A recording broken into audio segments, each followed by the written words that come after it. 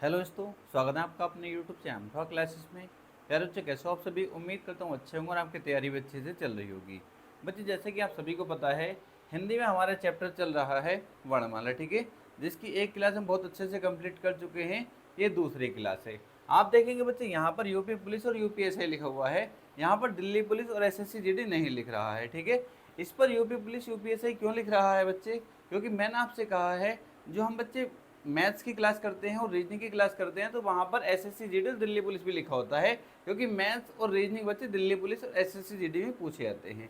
अगर बच्चे हम बात करें यूपी पुलिस और यूपीएसआई की, इसमें हिंदी पूछी जाती है बट दिल्ली पुलिस में नहीं पूछी जाती, इसलिए हम बच्चों को गुमराह नहीं करना चाहता, ठीक है। और एसएससी जीडी में हिंदी पूछी जाती है, पर एसएससी जीडी की हिंदी और इसकी बच्चे यूपी पुलिस यूपीएसआई की हिंदी में जमीन आसमान का अंतर है।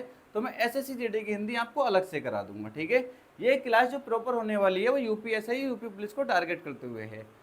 हमारा कौन सा चैप्टर चल रहा था? पहला चैप्टर हमने शुरू किया था बच्चे वर्णमाला, जिसकी एक क्लास हम बहुत अच्छे से कंप्लीट कर चुके हैं। अगर उसको नहीं देखा तो प्लेलिस्ट में वो वीडियो मिल जाएगी, वहां जाकर जरूर देख लेंगे, ठीक है। उस वीडियो को देखने के बाद ही आपको इस वीडियो को देखना है और आज हमारा ये चैप्टर बहुत अच्छे से कंप्लीट हो जाएगा। इस क्लास को करने के बाद जब हमारा वर्णमाला चैप्टर कंप्लीट हो जाएगा, आप प्रीवियसर यूपी पुलिस या यूपीएसआई किसी का भी प्रीवियसर वर्णमाला का क्वेश्चन लगाएंगे तो एक एक क्वेश्चन आप आसानी से बना रहे होंगे, ठीक है बच्चे। तो चलते हैं, क्लास शुरू कर लेते हैं। व्यंजन आज हम पढ़ने वाले हैं। पहली क्लास में हमने स्वर बहुत अच्छे तरीके से कंप्लीट कर लिया था, आज बच्चे हम व्यंजन करने वाले हैं, ठीक है। व्यंजन की डेफिनेशन हम पहली क्लास में भी जान चुके थे, एक बार और जान लेते हैं, ठीक है। व्यंजन क्या होता है? आप कहेंगे सर आपने पहली क्लास में बता दिया था, जिन वर्णों का उच्चारण जिन वर्णों का उच्चारण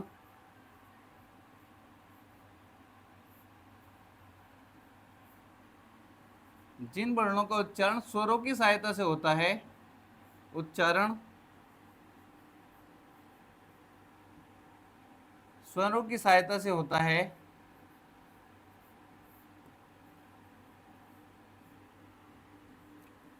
उन्हें व्यंजन कहते हैं। सहायता से होता है,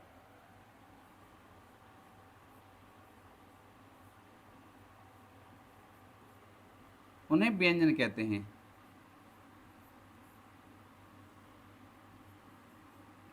अब कुछ बच्चे कहेंगे सर स्वरों की सहायता से कैसे होता है, वो भी बता दीजिए। व्यंजन कहते हैं।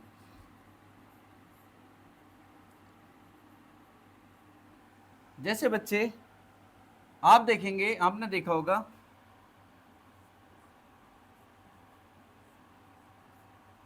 व्यंजन, जैसे कोई बच्चे का व्यंजन है, क्या है? का कोई व्यंजन है। अगर बच्चे मैं इसका वर्ण विच्छेद करता हूँ, ठीक है, वर्ण विच्छेद कैसे होता है वो हम डिटेल में अगली क्लास में सीखेंगे, क्योंकि अगला चैप्टर हमारा वर्ण विच्छेद ही होने वाला है, ठीक है। जैसे बच्चे का है, अगर मैं इसका वर्ण विच्छेद करता हूँ, इसको तोड़ता हूँ, तो बच्चे किस तरीके से टूटेगा? ये इस तरीके से टूटने वाला है, ठीक है। आप कहेंगे सर जब मैंने इसको तोड़ा तो इसमें कौन सा स्वर छिपा है? आप कहेंगे सर अस्वर छुपा है। कौन सा? अस्वर छिपा है। तो आपने देखा सर इसको तोड़ने पर किस तरीके से टूटा? ये इस तरीके से टूटेगा, इसका वर्ण विच्छेद इस तरीके से होगा। आप कहेंगे सर बिल्कुल ठीक है। तो आपने क्या देखा सर? इसमें तो स्वर छिपा है। क्लियर?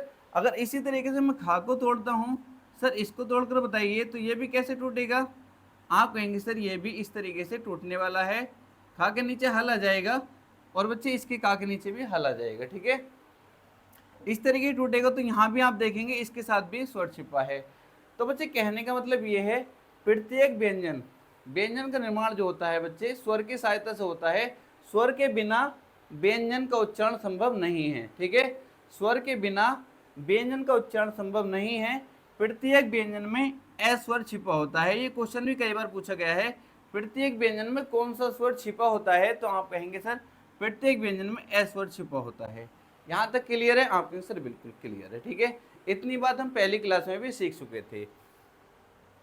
अब बच्चे आप क्या करेंगे, व्यंजन हेडिंग डाल देंगे और बहुत अच्छे तरीके से नोट्स बनाते हुए चलेंगे। एक एक पॉइंट आपके नोट्स बने होने चाहिए, एक एक पॉइंट बहुत अच्छे तरीके सुंदर सुंदर लिखा होना चाहिए, जब एग्जाम टाइम पे बच्चे रिवीजन करने में हमें आसानी हो, ठीक है।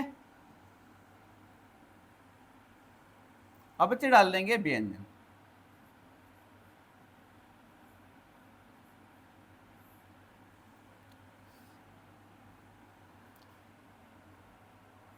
बिल्कुल इसी तरीके से नोट्स बनाते हुए चलेंगे।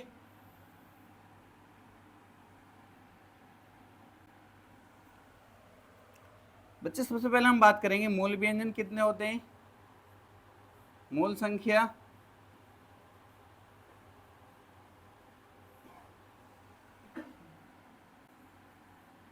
कुल संख्या,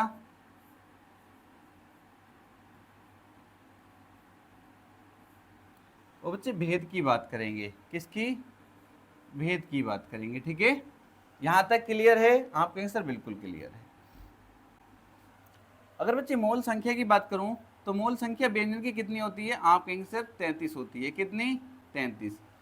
कुल संख्या की बात करें तो कुछ बच्चे 39 कहेंगे, बट अब याद रखेंगे 40 होती है। 40 क्यों होती है वो भी बहुत अच्छे तरीके से बताने वाला हूँ। ठीक है, अगर भेद की बात करेंगे तो व्यंजन के भेद कितने होते हैं? 3 होते हैं। मूल संख्या बच्चे 33 कैसे होती है? तो याद रखेंगे सबसे पहले स्पर्श व्यंजन,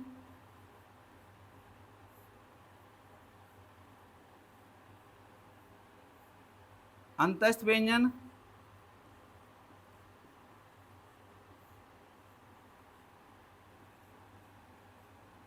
और बच्चे ऊष्म व्यंजन।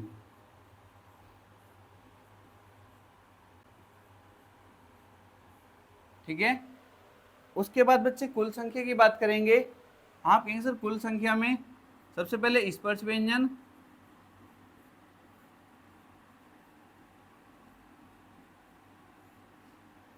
अंतस्थ व्यंजन,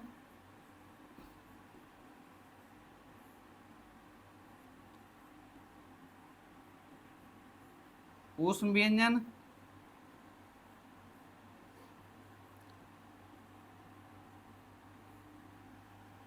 संयुक्त व्यंजन,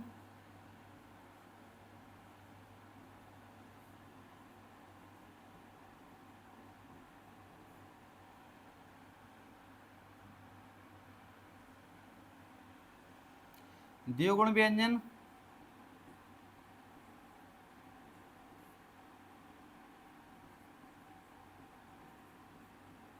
और बच्चे विशिष्ट व्यंजन।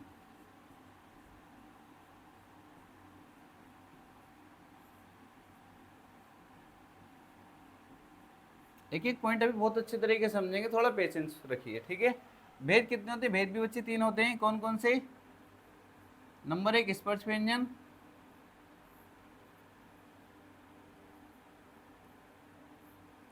अंतस्थ व्यंजन,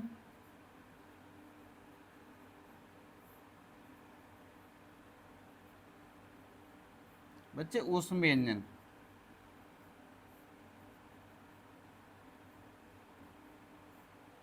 ठीक है, यहां तक कोई दिक्कत नहीं है? आपकी से कोई दिक्कत नहीं। अब बच्चे मोल संख्या हमने कितनी पढ़ी है? 33 पढ़ी है। कैसे होते हैं 33? आप कहेंगे सर 25 तो स्पर्श व्यंजन होते हैं, 4 अंतस्थ व्यंजन होते हैं, और 4 ऊष्म व्यंजन होते हैं। जब मैं इनको सबको जोड़ता हूँ 25 और 4 29 और 4 33, कितने हो गए बच्चे? 33। अगर आपसे पूछा जाए व्यंजन की मोल संख्या कितनी होती है तो आप 33 लगाकर आएंगे। क्लियर? अगर आपसे पूछा जाए बच्चे कुल संख्या तो कैसे टिक करेंगे वो बहुत अच्छे तरीके से समझेंगे। यहाँ बच्चे गलती कर सकते हैं। 25 स्पर्श व्यंजन, 4 अंतस्थ व्यंजन, 4 ऊष्म व्यंजन, 4 संयुक्त व्यंजन, द्विगुण व्यंजन की संख्या कितनी होती है? 2, और विशिष्ट व्यंजन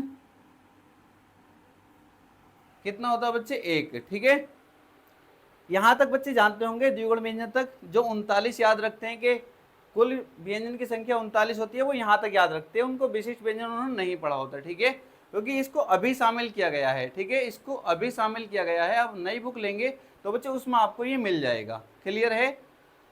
टोटल हम जोड़ेंगे इनको 25 और 4 29, 29 4 33, 33 और 4 बच्चे 37, 37 और 2 39, 39 और 1 40। कितनी हुई कुल संख्या? आप कहेंगे सर 40। आपको ये भी याद रखना है, कभी कभी बच्चे ऐसे पूछ लेता है स्पर्श व्यंजन की संख्या कितनी होती है? आप कहेंगे सर 25। अंतस्थ व्यंजन की संख्या कितनी होती है? आप कहेंगे सर 4। ऊष्म व्यंजन की संख्या कितनी होती है? आप कहेंगे सर 4। संयुक्त व्यंजन की संख्या कितनी होती है 4। अभी डिटेल में बताऊंगा ये होते क्या है, ठीक है। संख्या जो जो बता रहा हूँ बस इतना याद करते हुए चलिए। द्विगुण व्यंजन की संख्या पूछी जाएगी 2 और विशिष्ट व्यंजन की संख्या पूछी जाएगी 1। क्लियर है? आपके आंसर बिल्कुल क्लियर है। भेद कितने होते हैं 3, स्पर्श व्यंजन, अंतःस्थ व्यंजन और उष्म व्यंजन। अब क्वेश्चन किस तरीके से बन सकता है और कैसे आपको आंसर देना है। मूल व्यंजन तो क्लियर हो गए, कितने होते हैं 33। अब बच्चे अगर आपसे पूछे व्यंजन की कुल संख्या कितनी होती है, सबसे पहले विशिष्ट व्यंजन के बारे में जान लीजिए, ठीक है। विशिष्ट व्यंजन के बारे में जान लीजिए। केंद्रीय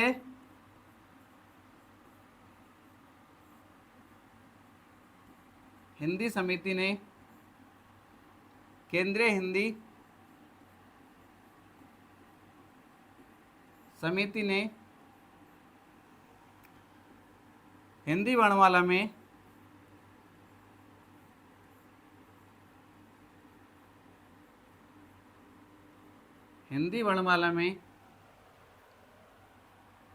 संशोधन करते हुए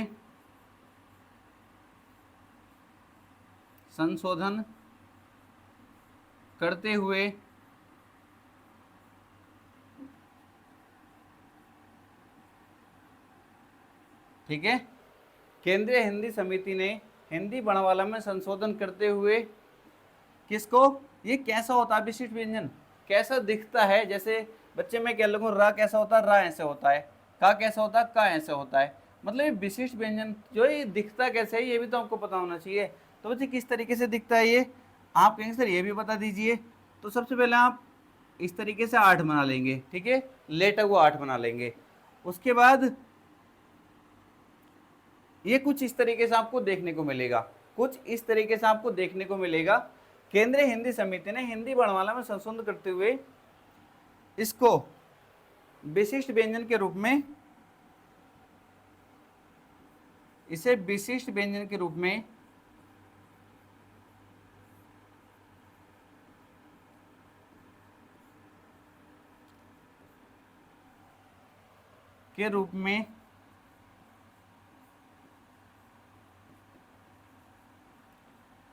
शामिल किया है।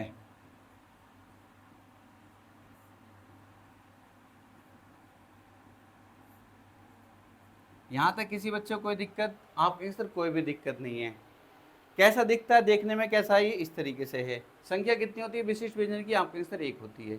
यहां तक कोई दिक्कत नहीं है। अब सर ये बताइए अगर क्वेश्चन पूछा जाएगा व्यंजन की कुल संख्या कितनी है, क्वेश्चन अगर इस तरीके से पूछा जाएगा व्यंजन की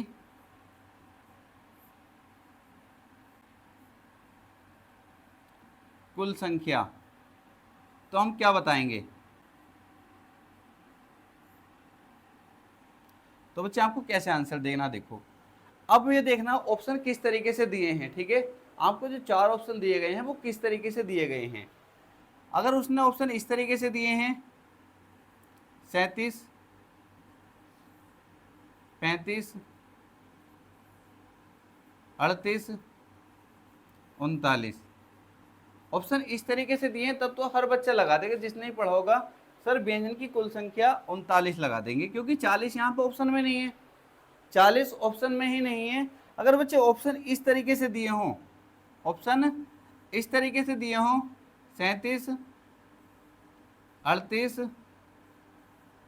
39 और 40, अगर ऑप्शन इस तरीके से दिए हों तो आप कहेंगे सर आप कौन सा लगाएंगे, 39 भी ऑप्शन में, 40 भी ऑप्शन में है। तब बच्चे आपको क्या करना है, तो आपको डी ऑप्शन को टिक करेंगे। किसको, डी ऑप्शन को टिक करके आएंगे, क्योंकि आपने देखा होगा बच्चे यूपी पुलिस का भी जो प्रीवियस आपने जो भर्ती हुई है कंप्लीट, इसका देखा होगा आपने, जो इसका एग्जाम हुआ था उसमें पूछा गया था स्वरों की कुल संख्या कितनी होती है। तो सब टीचर ने आपको 11-11 पढ़ाया, 11-11 लगाना है, बट वहां पर आयोग ने जो आंसर माना उसमें 11 भी ऑप्शन में था और 13 भी था। तो कौन सा माना, 13 माना ना, कौन सा माना था, 13 माना था। तो याद रखेंगे बच्चे कुल संख्या पूछी गई है, इसलिए मैंने स्वर बहुत अच्छे तरीके से हमने कंप्लीट कराए हैं पहली क्लास में। अगर नहीं देखिए तो उसको जाकर जरूर देख लेंगे। क्लियर, इस तरीके से आप टिक करके आएंगे। अब बात ये आती है सर अगर वो पूछ ले वर्णों की कुल संख्या कितनी होती है, हिंदी वर्णमाला में वर्णों की कुल संख्या कितनी होती है, अगर वो ऐसे पूछ ले तो, अगर वो पूछ ले वर्णों की कुल संख्या वर्णों की कुल संख्या,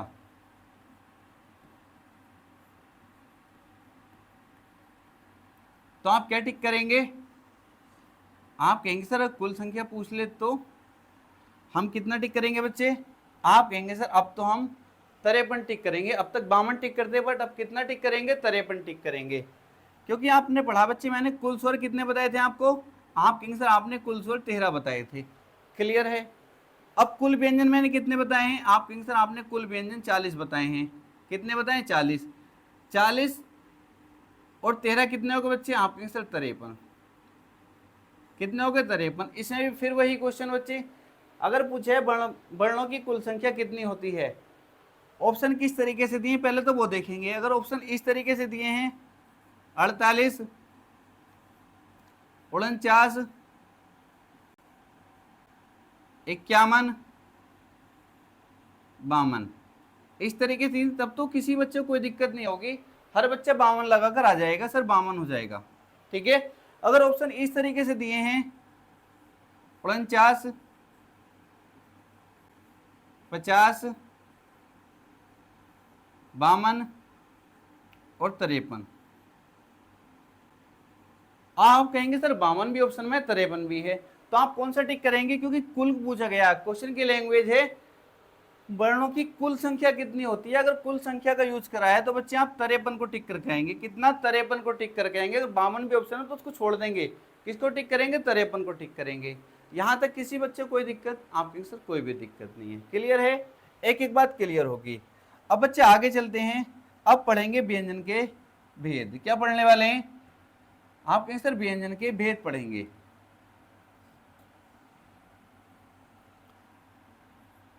व्यंजन के भेद,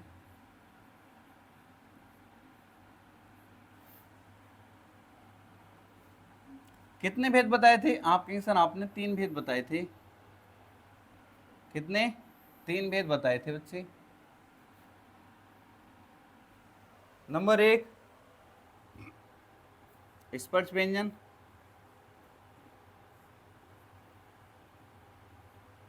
स्पर्श व्यंजन के बच्चे 3 नामों से इसको जाना जाता है। एक तो स्पर्श व्यंजन, वर्गीय व्यंजन,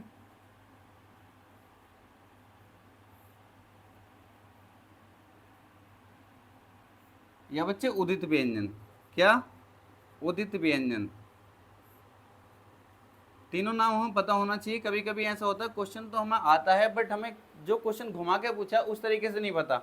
हमें ये तो पता था स्पर्श व्यंजन की संख्या कितनी होती है, क्योंकि आप संख्या सभी बच्चे जानते होंगे। इनकी संख्या कितनी होती है? आप कहेंगे सर इनकी संख्या होती है 25। अभी हमने ऊपर पढ़ा था, संख्या सबको पता है स्पर्श व्यंजन की संख्या 25 होती है, बट उसने पूछ लिया वर्गीय व्यंजन की संख्या कितनी होती है, तो इसलिए हमको तीनों नाम आने चाहिए। उसने पूछ लिया उदित व्यंजन की संख्या कितनी होती है, तो आप कहेंगे सर 25 होती है। क्लियर?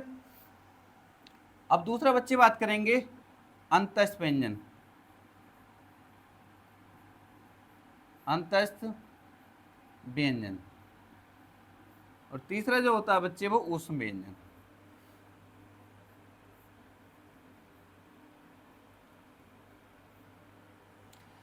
अंतस्थ व्यंजन की संख्या की बात करूं तो आप बताएंगे सर अभी हमने पढ़ा था ऊपर 4, और ऊष्म व्यंजन की संख्या भी 4। ठीक है? इसमें नोट करेंगे, इसमें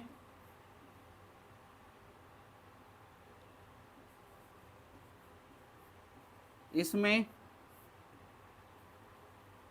का से पा वर्ग तक के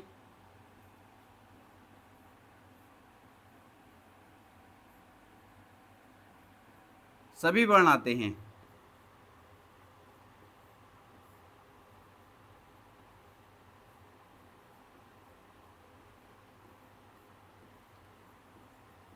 इसमें का से पा वर्ग तक के सभी वर्ण आते हैं। ठीक है? अगर हम अंतस्थ व्यंजन की बात करें तो आप कहेंगे सर ये 4 होते हैं, या, रा, ला और वाह। ठीक है? कितनी होती है इनकी संख्या? 4 होती है। उसमें इनकी संख्या बात करें बच्चे, तीनों साइज में आते हैं और हा आता है। ठीक है? तीनों साथ हैं, याद रखेंगे।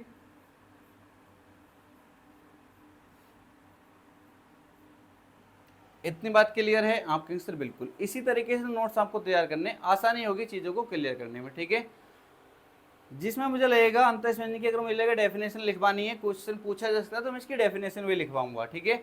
मुझे लगेगा उस अल्पप्राण की डेफिनेशन लिखवानी चाहिए तो मैं अल्पप्राण की डेफिनेशन भी लिखवाऊंगा।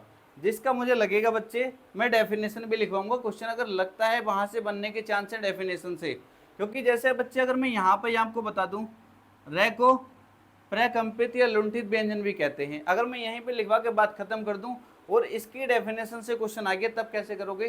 क्वेश्चन पूछे गए हैं, ठीक है, यूपीएसआई में ही क्वेश्चन पूछे गए हैं। मैं अगर यहाँ पे ले को बताकर काम खत्म कर दूं कि ले इसको पार्श्विक व्यंजन भी कहते हैं, तो बच्चे क्या उससे काम चल जाएगा? अगर पूछ ले डेफिनेशन से तो बच्चे मैं इनको डिटेल में पढ़ाने वाला हूँ, ठीक है।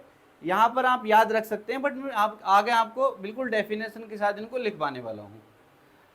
इसी तरीके से बच्चे आप याद रखेंगे, इसको यहीं पे लिख लेंगे, हा को काकल्य वर्ण भी कहते हैं। क्या डायरेक्ट क्वेश्चन पूछा गया है काकल्य वर्ण किसे कहते हैं, तो आप कहेंगे सर हा को काकल्य वर्ण भी कहते हैं। इतनी बात क्लियर? आप कहेंगे सर क्लियर। यहां तक एक एक बात नोट कर ली, आगे चलते हैं। आगे बच्चे अब जो मेन चीज आपको याद रखनी है, अब जो बच्चे आपको याद रखनी है, जो वर्णमाला की जान कही जाती है, ठीक है, वर्णमाला की पूरी जान कही जाती है। मतलब अगर आपको वो चीज आती है तो आप आसानी से कर पाएंगे क्वेश्चन को, ठीक है, आसानी से क्वेश्चन कर पाएंगे। का, खा, गा, घा और अंगा, 25 के 25 स्पर्श व्यंजन आपको याद होने चाहिए, ठीक है। आज बच्चे इन्हें याद करके ही आपको कॉपी के किताब के पास से उठना है, ठीक है। वीडियो देख रहे हो तो पहले इसको कंप्लीट याद करने के बाद ही आपको जो भी काम करना है इसके बाद ही करेंगे। इसके बाद बच्चे चा, छा, जा, झा, इया, टा, ठा, डा, ढा, अड़ा, ता, था, दा, धा, ना, पा, फा, वा, भा और मा। ये आपको बहुत अच्छे तरीके से ये याद कर लेना है, ठीक है। इनका अगर हम यूज करने वाले हैं जब हम उच्चारण स्थान पढ़ेंगे सभी के, तो ये तो आपको एक तरीके से पहले इनको याद ही कर लीजिए, ठीक है। आगे की वीडियो बाद में देखना, पहले इनको 2-4 बार लिख के याद ही कर लीजिए, ठीक है। अगर याद नहीं होते मान लो दिक्कत आती है, क्योंकि ये तो पहली दूसरी क्लास की चीज़ें होती हैं, आप तो एक दरोगा बनने की तैयारी कर रहे हैं, ठीक है। जब भी आपको याद नहीं है तो बहुत शर्म की बात है एक तरीके से, ठीक है।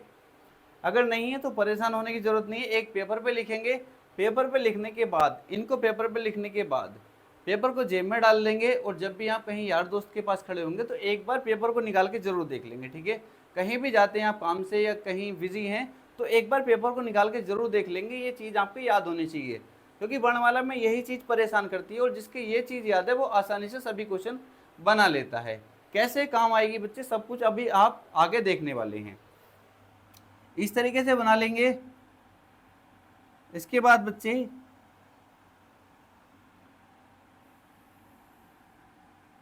थोड़ा सजा लेते हैं इसको, जिससे देखने में अच्छा लगे।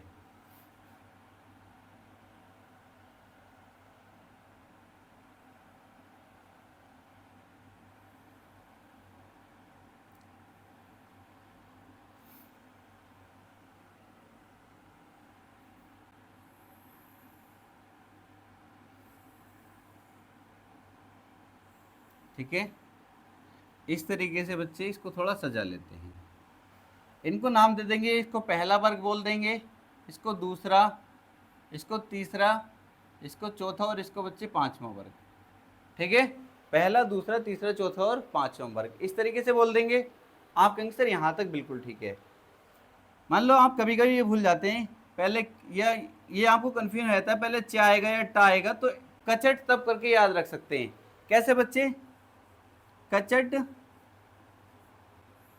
तप, कचट तप करके याद रख सकते हैं। पहले काका काका अंगा, फिर बच्चे चाएगा चाचा जाजा इया, फिर टाएगा, इसी तरीके से फिर ता और फिर पा बच्चे। इस तरीके कचट तप करके आप याद रख सकते हैं, आसानी से आपको याद आ जाएगा, कभी कंफ्यूजन होता है तो।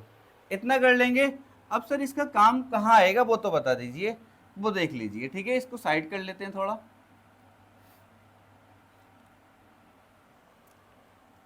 अब बच्चे हेडिंग डाल देंगे अल्प प्राण। क्या डाल देंगे? अल्प प्राण।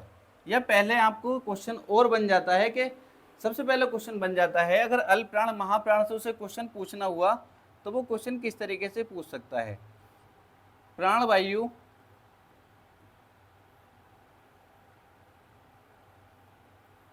या उच्चारण प्रयत्न के आधार पर, प्राण वायु या उच्चारण प्रयत्न के आधार पर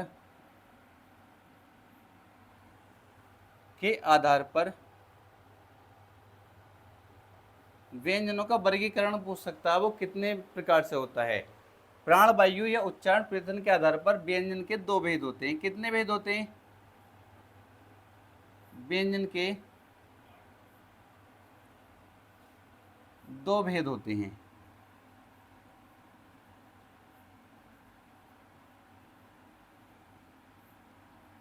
याद रखें, क्वेश्चन बना है प्राण वायु उच्चारण प्रयत्न के आधार व्यंजन के कितने भेद होते हैं, तो आप दो बताएंगे। कितने बताएंगे? दो बताएंगे।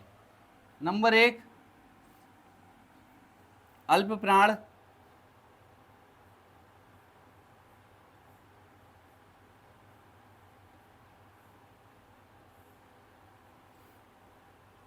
अल्प प्राण की डेफिनेशन जान लीजिए बच्चे, ठीक है। क्या होती है? जिन वर्णों का उच्चारण, जिन वर्णों का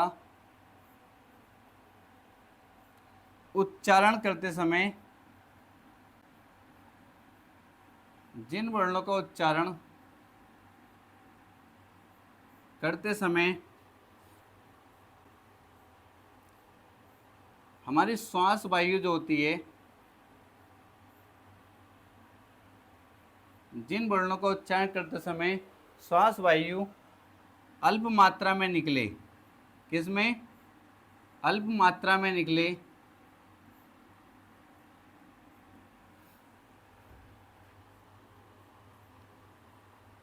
उन्हें अल्प प्राण कहते हैं। निकले,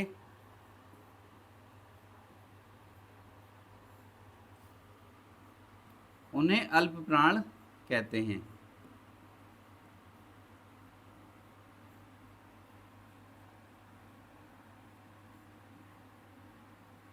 यहाँ तक कोई दिक्कत नहीं है। एक तो डेफिनेशन से ये क्वेश्चन बन सकता है, जिन वर्णों को उच्चारण करते समय श्वास वायु अल्प मात्रा में निकले उन्हें क्या कहते हैं? ऑप्शन ए अल्प प्राण, ऑप्शन बी महाप्राण, ऑप्शन सी सघोष, ऑप्शन डी अघोष। इस तरीके से ऑप्शन बना सकता है, ठीक है। अब ये अल्प प्राण होते कौन कौन से वो भी हमें पता होना चाहिए। जैसे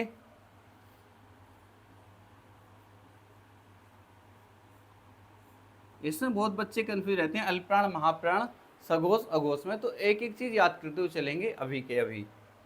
जैसे अल्प प्राण कैसे शुरू है बच्चे? आ से शुरू है। किससे? आ से शुरू है। मतलब आ का मतलब पहले से शुरू है, पहला वर्ग तो आएगा इसमें। आपके सर बिल्कुल ठीक है, जब पहला वर्ग ये तो पूरा, ठीक है, पहला तीसरा पांचवा। अल्प प्राण में क्या है? पहला तीसरा पांचवा, पहला वर्ग, तीसरा वर्ग और पांचवा वर्ग। कैसे याद रखना? अल्प प्राण 135 करके याद रख लेंगे। कितना? 135। 135 का मतलब पहला तीसरा और पांचवा वर्ग। मतलब पहले वर्ग में का चा ता ता पा, ये सारे क्या हैं? अल्प प्राण है, ठीक है। फिर तीसरा गा जा डा दा वा, ये भी तीसरा और पांचवा, ये सब क्या है बच्चे? किसके अंतर्गत आ जाएंगे? अल्प प्राण के अंतर्गत आ जाएंगे। प्लस और क्या आता है इसमें? प्लस अंतस्थ व्यंजन। क्या बच्चे? अंतस्थ व्यंजन,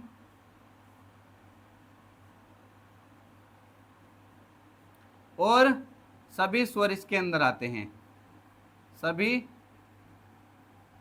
स्वर इसके अंतर्गत आते हैं। क्लियर है? अल्पप्राण में याद रखेंगे पहला, तीसरा, पांचवा, 135। अल्पप्राण में क्या याद रखेंगे? 135। 135 का मतलब पहला वर्ग, तीसरा वर्ग और पांचवा वर्ग। ठीक है, ये याद हो गए। अंतस्थ व्यंजन यार अलावा वो भी किस में आते हैं? अल्पप्राण होते हैं। ठीक है, क्वेश्चन ऐसे भी बन सकता है, निम्न में कौन सा वर्ण अल्पप्राण और अंतस्थ व्यंजन दोनों हैं? तो आपको पता होना चाहिए इनमें से डाल सकता है, अंतस्थ व्यंजन कोई भी डाल देगा। ठीक है, तो आपको पता क्वेश्चन किस किस तरीके से बन सकता है। अभी हम केवल थ्योरी पढ़ रहे हैं, पहले हम थ्योरी कंप्लीट कर लेंगे, उसके बाद हम क्वेश्चन लगाने वाले हैं प्रत्येक चैप्टर का। जो भी है, जैसे हम वर्णमाला चैप्टर कंप्लीट करेंगे, इसके 40 से 50 क्वेश्चन हम लेने वाले हैं जो हमारे एग्जाम में पूछे जाने की संभावना होगी। तो जब आप थ्योरी अच्छे से कंप्लीट किए होंगे तो उन क्वेश्चन को आसानी से लगा पाएंगे। क्लियर है? यहाँ तो कोई दिक्कत नहीं है, आपके आंसर कोई दिक्कत नहीं है। अब आगे चलते हैं, आगे बच्चे जान लेते हैं। हेडिंग डाल देंगे महाप्राण। क्या डाल देंगे बच्चे? महाप्राण।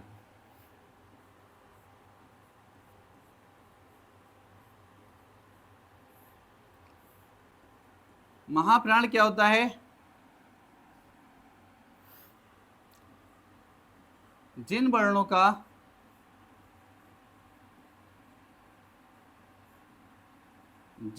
का उच्चारण करते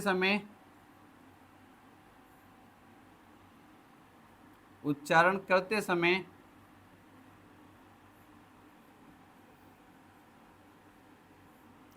श्वास वायु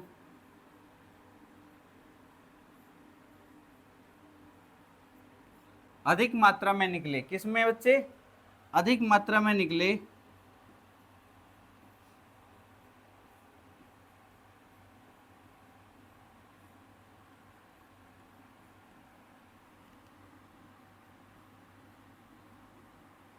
अधिक मात्रा में निकले, उन्हें महाप्राण कहते हैं। उन्हें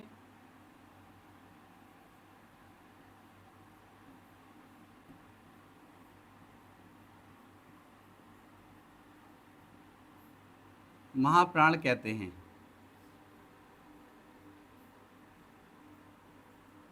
ठीक है, अल्पप्राण क्या था? जिन वर्णों को उच्चारण करते समय श्वास वायु अल्प मात्रा में निकले, और जिन वर्णों का उच्चारण करते समय श्वास वायु अधिक मात्रा में निकले, उनको क्या कहेंगे? महाप्राण कहेंगे। ठीक है, जैसे कौन कौन से होते हैं महाप्राण? अल्पप्राण तो हमने पढ़ लिया 135, पहला, तीसरा, पांचवा वर्ग, पहला, तीसरा और पांचवा वर्ग। अब महाप्राण क्या होता है बच्चे? दूसरा, चौथा। क्योंकि दूसरा चौथा तो बचे, आपके आंसर बिल्कुल ठीक है, क्योंकि पहला, तीसरा, पांचवा तो हो गए, तो जो बचे वो महाप्राण में आ जाएंगे। दूसरा, चौथा, महाप्राण को 24 करके भी याद रख सकते हैं। 24 का मतलब दूसरा वर्ग और चौथा वर्ग। ठीक है, प्लस ऊष्म व्यंजन। क्या? ऊष्म व्यंजन। ऊष्म व्यंजन बता चुका हूं मैं कौन से होते हैं, ऊपर भी हम पढ़ चुके हैं, तीनों सा और हा बच्चे। ठीक है, तीनों सा और हा वो क्या है? ऊष्म व्यंजन है। ये किसके अंतर्गत आते हैं बच्चे? महाप्राण भी इनको कहा जाता है। ठीक है, और दूसरा और चौथा वर्ग, इसको अच्छे से बना लीजिए, ये आगे भी काम आएगी। इसको अभी पहले बना लीजिए, जब क्लास देख रहे हो, नोट्स बना रहे हो, तो पहले इसको बना लीजिए। आगे बढ़ना बार बार ऊपर नीचे ही करना पड़ेगा। इसको बना लीजिए जिससे आप अपनी कॉपी में देख पाएं। ठीक है, दूसरा और चौथा, ये चौथा वर्ग और दूसरा वर्ग क्या हो गए? ये महाप्राण हो गए। अब आगे चलेंगे बच्चे, आगे डाल देंगे स्वर तंत्री में कंपन के आधार पर व्यंजन का वर्गीकरण। अब तो हमने किस पर? प्राण वायु के आधार पर पढ़ा था। अब स्वर तंत्री में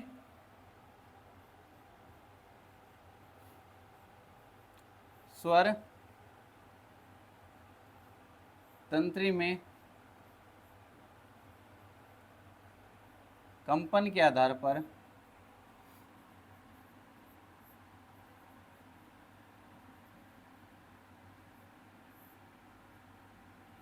स्वर तंत्री में कंपन के आधार पर व्यंजन का वर्गीकरण तो बच्चे व्यंजन के कितने भेद होते हैं?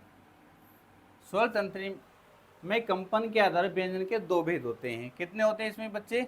व्यंजन के 2 भेद होते हैं।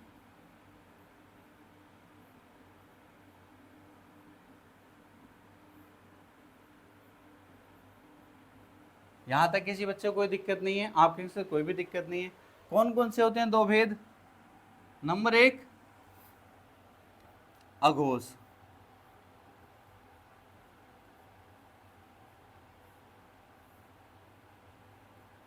नंबर 1 बच्चे अघोष हो जाएगा। इसकी डेफिनेशन क्या कहती है? जिन वर्णों के उच्चारण में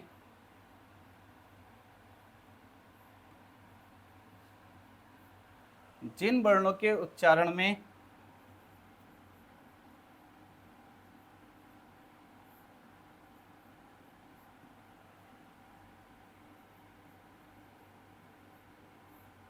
जिन वर्णों के उच्चारण में स्वर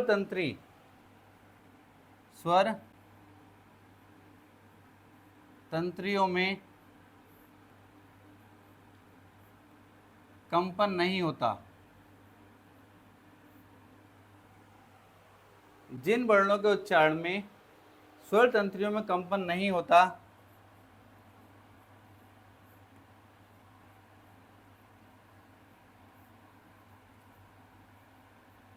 उन्हें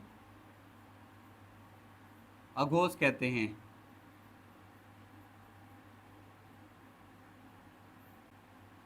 उन्हें अघोष कहते हैं। ठीक है, अब ये कौन कौन से होते हैं बच्चे, वो भी समझ लीजिए। अघोष फिर आप कहेंगे सर ये आ से शुरू है, ठीक है, किससे शुरू है? आ से शुरू है, तो ये तो क्लियर है, पहला वाला वर्ग तो आना ही है। ठीक है, जैसे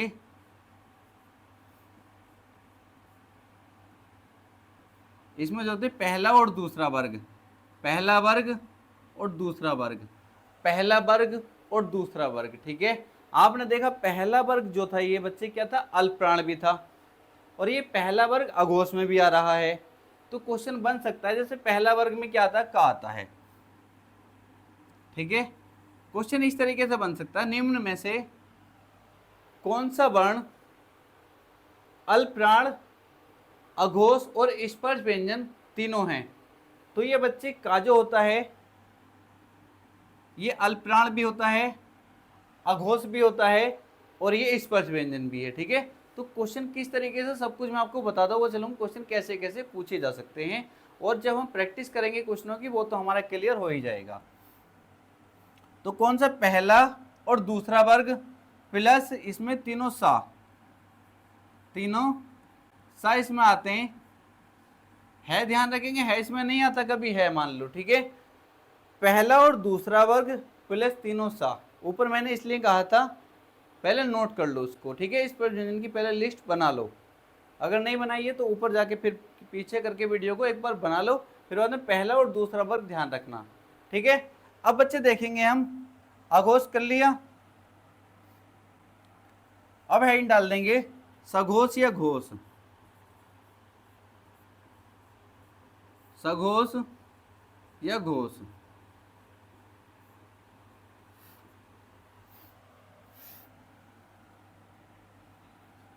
इसमें लिखेंगे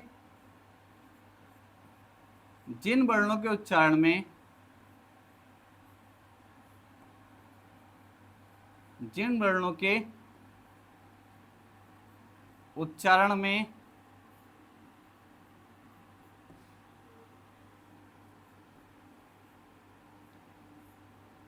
जिन वर्णों के उच्चारण में स्वर तंत्रियां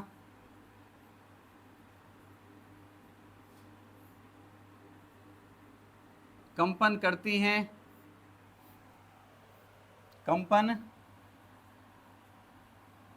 करती हैं, उन्हें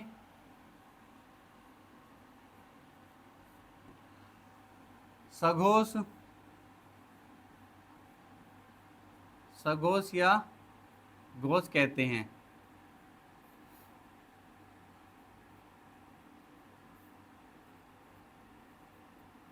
जैसे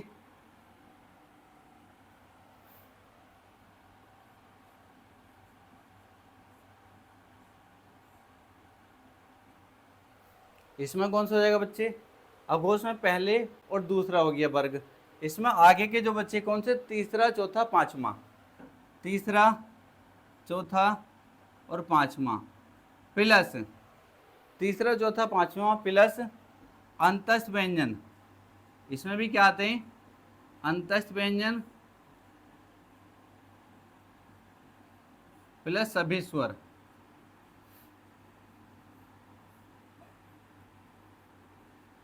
कैसे याद रखेंगे इसको, अघोष को कैसे, 12 याद रख लेंगे, 12 12 मतलब पहला और दूसरा वर्ग प्लस तीनों सा, और इसको सघोष को या घोष को कैसे याद रखेंगे, 345, कितना 345 करके याद रखेंगे, मतलब तीसरा चौथा पांचवा वर्ग प्लस अंतस्थ व्यंजन प्लस सभी स्वर। एक बार मेरे साथ रिपीट करेंगे, अल्पप्राण में कौन सा आएगा, अल्पप्राण 135, अल्पप्राण 135, 135 का मतलब पहला तीसरा और पांचवा वर्ग प्लस क्या आएगा बच्चे, आप कहेंगे सर प्लस अंतस्थ व्यंजन और फिर सभी स्वर, ठीक है। इसके बाद महाप्राण मेरे साथ रिपीट करेंगे, महाप्राण में आप कहेंगे सर 24, दूसरा और चौथा वर्ग प्लस ऊष्म व्यंजन मतलब तीनों सा और हा।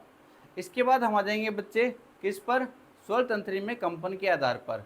तो सबसे पहले बच्चे अघोष हमने पढ़ा, अघोष में आप कहेंगे सर पहला और दूसरा वर्ग, पहला और दूसरा मतलब 12, फिर उसके बाद तीनों सा इसमें आएंगे, फिर उसके बाद बच्चे हम आ जाएंगे किस पर, आप कहेंगे सर फिर आ जाएंगे हम सघोष या घोष पर, उसको याद रखेंगे 345, तीसरा चौथा पांचवा वर्ग प्लस अंतस्थ व्यंजन प्लस सभी स्वर। इस तरीके से आप याद रख सकते हैं, क्लियर है। अब बच्चे आगे चलते हैं, इतनी बातें आपको क्लियर होगी, यहाँ बहुत बच्चे कंफ्यूज होते हैं। आगे चलेंगे,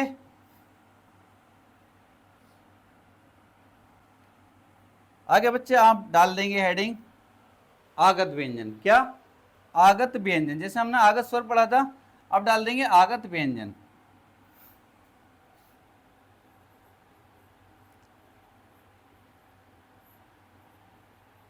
आगत व्यंजन, आगत से नाम सुनते ही आपको आएगा अर्थात आया हुआ, आगत मतलब अर्थात आया हुआ।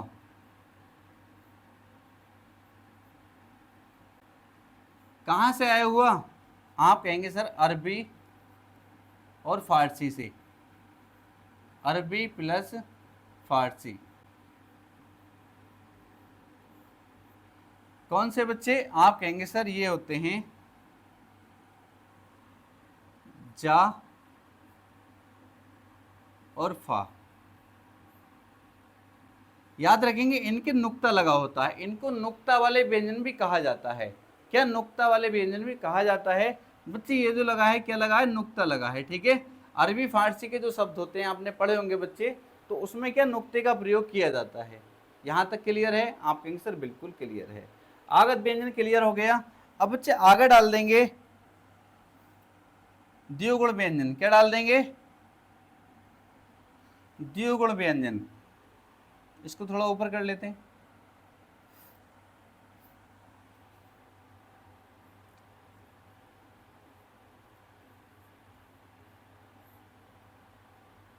द्विगुण व्यंजन।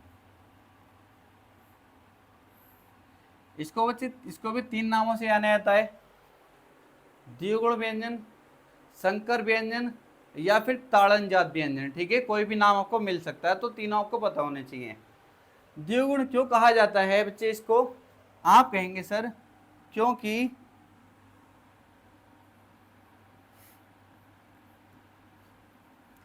क्योंकि इसमें 2 भाषाओं के गुण पाए जाते हैं, क्योंकि इसमें 2 भाषाओं के गुण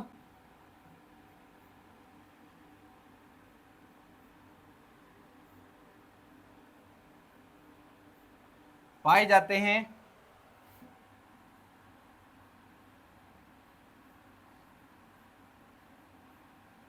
इसीलिए इन्हें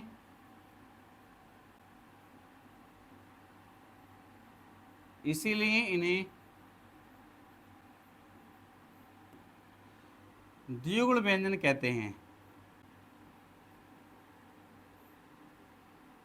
द्विगुण व्यंजन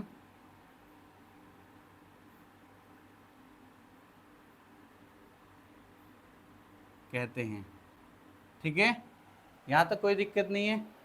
इनकी संख्या कितनी होती है? आप कहेंगे सर इनकी संख्या अगर पूछी जाए, अगर आपसे संख्या पूछी जाए तो इनकी संख्या आप 2 बताएंगे।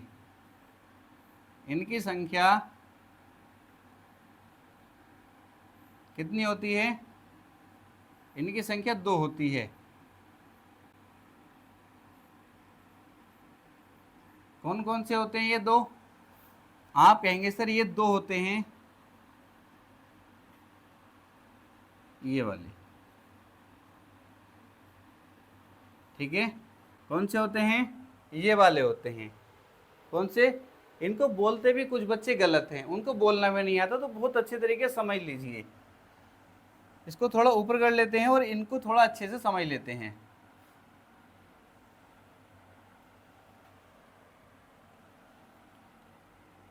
एक तो बच्चे आपने पढ़ा स्पर्श व्यंजन में, कौन से? डा और ढा। ये क्या पढ़े आपने स्पर्श व्यंजन में? डा और ढा। ठीक है, ये क्या होते हैं? आप कहेंगे सर ये क्या होता है? ड़ा। क्या होता है? ड़ा। क्या? ड़ा। और ये बच्चे अड़ा। क्या होता है? ड़ा, अड़ा। इस तरीके से बच्चे ये होते हैं। ठीक है, अब आप कहेंगे सर इससे बनने वाला कोई भी, इनसे बनने वाले शब्द बता दीजिए। पहले शब्द देखेंगे फिर हमें और क्लियर हो जाएगा इनमें अंतर क्या है। इससे बनने वाला आप कहेंगे सर इससे बनने वाला, एक तो डलिया लिख लीजिए। क्या लिख लीजिए? डलिया।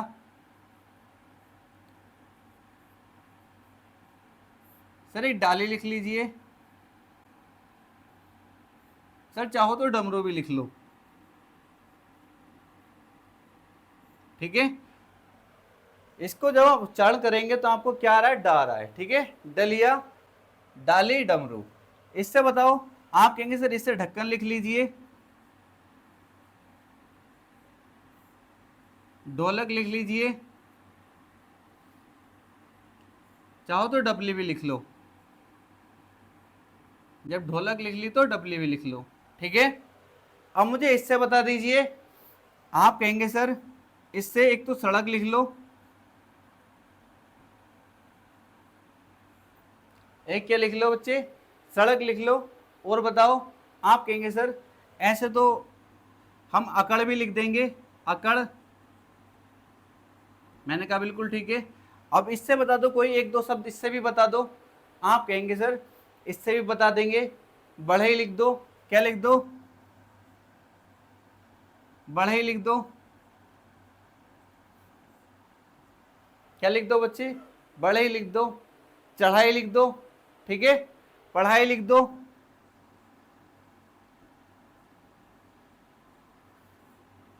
इस तरीके से इन्हें लिखने के बाद आपने क्या देखा?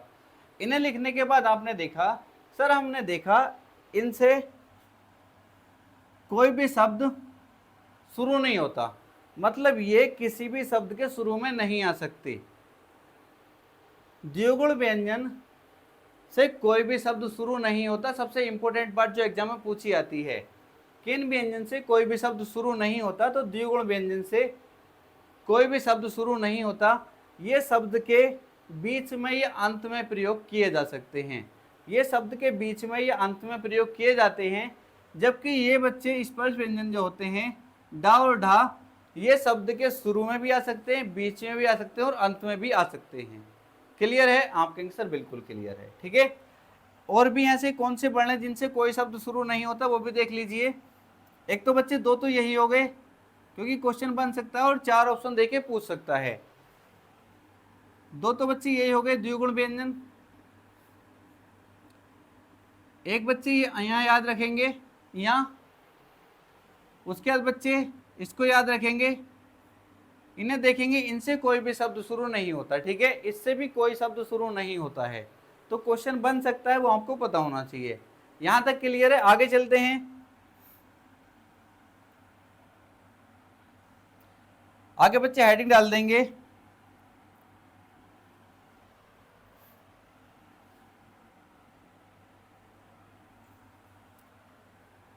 अब डाल देंगे लुंठित या प्रकंपित व्यंजन।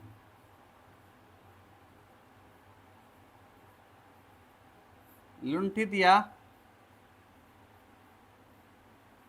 प्रकंपित व्यंजन,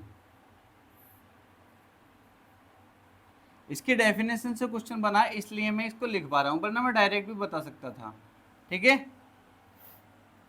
क्या होते हैं?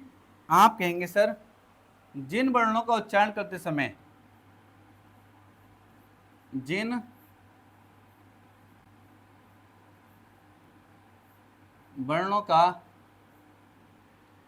उच्चारण करते समय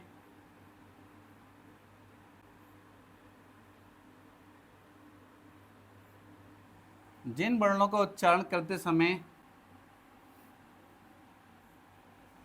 जीव, जिन वर्णों का उच्चारण करते समय जीव मुख के मध्य, मुख के मध्य तेजी से लड़खड़ाए, तेजी से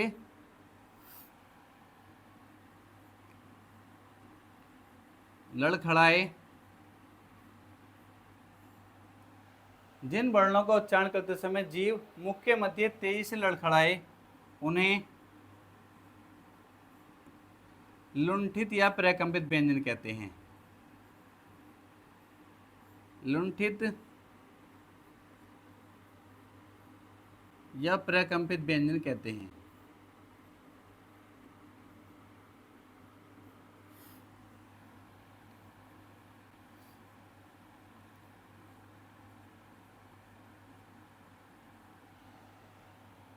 ये होता क्या है बच्चे? आप कहेंगे सर इनकी संख्या एक होती है, कौन सा होता है ये?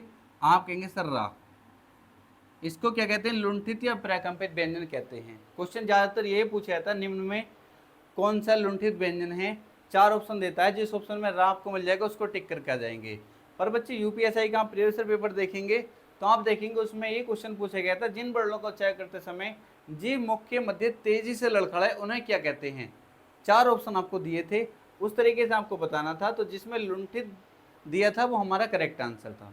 ठीक है, अब आगे देखेंगे बच्चे, आगे हेडिंग डाल देंगे पार्श्विक व्यंजन। क्या डाल देंगे? पार्श्विक व्यंजन।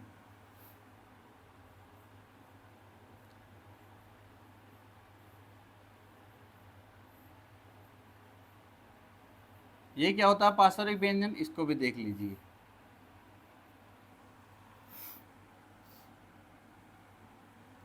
जिन वर्णों का उच्चारण करते समय, जिन वर्णों का उच्चारण करते समय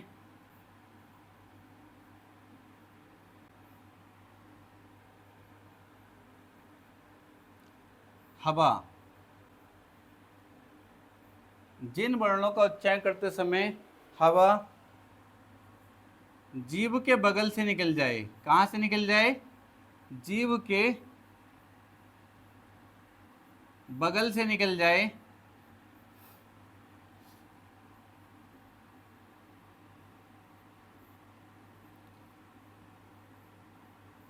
उन्हें पार्श्विक व्यंजन कहते हैं। उन्हें पार्श्विक व्यंजन कहते हैं। इनकी संख्या भी कितनी होती है बच्चे? एक ही होती है। कितनी होती है? आप कहेंगे सर एक ही होती है। कौन सा होता है? ला होता है। कौन सा बच्चे? ला होता है। याद रखेंगे, क्वेश्चन बन सकता है जिन वर्णों का उच्चारण करते समय हवा जीभ के बगल से निकल जाए उन्हें क्या कहते हैं? तो आप कहेंगे सर पार्श्विक व्यंजन। ये ज्यादातर क्वेश्चन पूछा है निम्न में पार्श्विक व्यंजन कौन सा, तो आप ला को टिक कर देंगे। इतनी बात क्लियर है। अब आगे पढ़ेंगे बच्चे, आगे चलेंगे, आगे पढ़ेंगे संयुक्त व्यंजन। संयुक्त व्यंजन से पहले हम अर्धस्वर पढ़ लेते हैं। क्या पढ़ लेते हैं? अर्धस्वर बच्चे। हेडिंग डाल देंगे अर्धस्वर।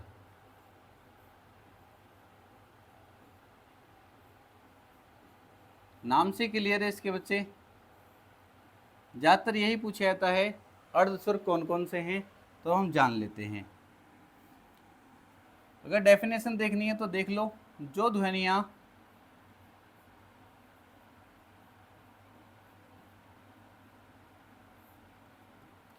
कभी स्वर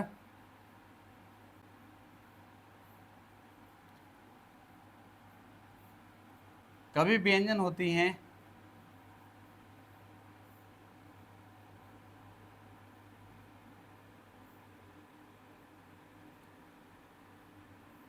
जो ध्वनियाँ कभी स्वर कभी व्यंजन होती हैं, उन्हें अर्धस्वर कहते हैं।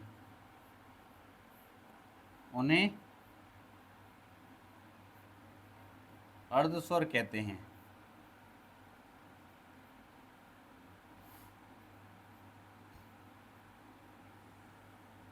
ये कौन कौन से होते हैं? आप कहेंगे सर ये होते हैं या और वाह। इंपॉर्टेंट है, याद रखेंगे। क्वेश्चन पूछा है निम्न में अर्धस्वर कौन से हैं, तो जिस ऑप्शन में ये मिल जाएंगे आपको दोनों, उसको टिक कर देंगे। इनकी संख्या पूछी है तो आप 2 बता देंगे। अर्धस्वर की संख्या कितनी होती है? 2 होती है। अब बच्चे आगे चलेंगे।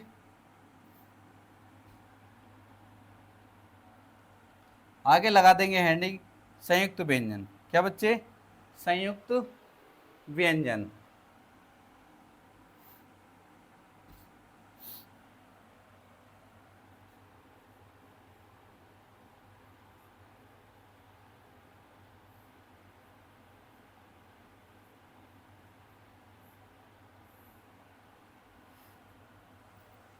संयुक्त व्यंजन ये क्या होते हैं बच्चे? इंपोर्टेंट है, इसको भी याद रखेंगे। जब दो व्यंजन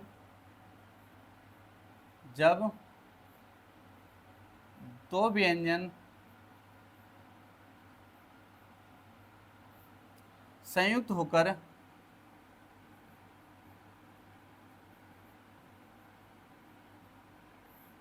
या जब दो व्यंजन एक साथ बोले जाएं, ऐसे भी कह सकते हैं, छोटी डेफिनेशन भी कर सकते हैं। जब दो व्यंजन एक साथ या एक स्वर में एक साथ बोले जाएं, जब दो व्यंजन एक साथ बोले जाएं या जब दो व्यंजन संयुक्त हो जाएं या दो व्यंजन एक साथ संयुक्त होकर किसी नए व्यंजन का निर्माण करें। बच्चे डेफिनेशन किसी तरीके से भी आ सकती है, इसलिए आपको कॉन्सेप्ट क्लियर होना चाहिए, पूछना क्या चाह रहा हो। ठीक है, जब दो व्यंजन एक साथ बोले जाएं या एक स्वर में बोले जाएं तो उन्हें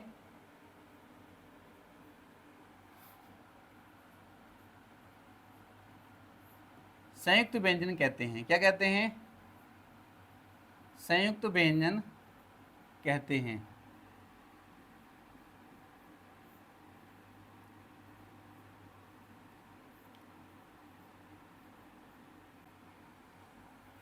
इनकी संख्या कितनी होती है? आप पहले भी पढ़ चुके हैं, इनकी संख्या 4 होती है। 4 कौन कौन से होते हैं अब ये देखेंगे। छा,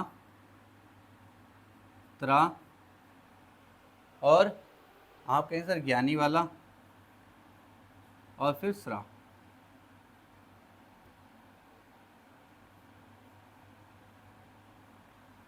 चारों याद रखेंगे, बहुत इंपॉर्टेंट है। क्वेश्चन 12 पूछा जाता है निम्न में कौन सा संयुक्त व्यंजन है, तो चारों का आपको पता होना चाहिए, कोई सा भी ऑप्शन में डाल सकता है। अब बच्चे एक और क्वेश्चन पूछा जाता है, ये किस किसके योग से बने हैं, ये क्वेश्चन बार बार पूछा जाता है। इसका किसके योग से बना है? आप कहेंगे सर का के नीचे हल आएगा, मतलब हलंत प्लस, याद रखेंगे। आगे बच्चे ये आप कहेंगे सर इसके नाम में छिपा है, ता के नीचे हल आएगा प्लस रा। आगे बच्चे ये आप कहेंगे सर जा के नीचे हल आएगा प्लस इया। ये बच्चे इसके नाम में छिपा है, ऐसा लग रहा है जैसे ये सैबन्या हो। आप कहेंगे सर बिल्कुल प्लस। ठीक है, याद रखेंगे, बार बार क्वेश्चन पूछा जाता है, आप आसानी से बता पाएंगे। इतना क्लियर है। अब एक क्वेश्चन जो बार बार आपको परेशान करता है, ये तो सब बच्चे बता देंगे, अगर मैं पूछूं हिंदी शब्दकोश में छा का क्रम किस वर्ण के बाद आता है, हिंदी शब्दकोश में छा का क्रम किस वर्ण के बाद आता है, तो हर बच्चा कह देगा ये तो हर किताब में मिल जाएगा, का के बाद आता है। ठीक है, अगर मैं पूछ लूं हिंदी शब्दकोश में त्रा का क्रम किस वर्ण के बाद आता, तो हो सकता है कम बच्चे बता पाए, तो आप याद रखेंगे डायरेक्ट, अगर पूछा जाएगा छा का क्रम किस वर्ण के बाद आता तो हम का के बाद बताएंगे, इसका पूछा जाएगा तो हम ता के बाद बताएंगे, इसका पूछा जाएगा तो हम जा के बाद बताएंगे, इसका पूछा जाएगा तो हम सा के बाद बताएंगे। क्लियर है आपकी सर? बिल्कुल क्लियर है, यहाँ तो कोई दिक्कत नहीं है। आगे चलते हैं बच्चे, आगे देख लेते हैं।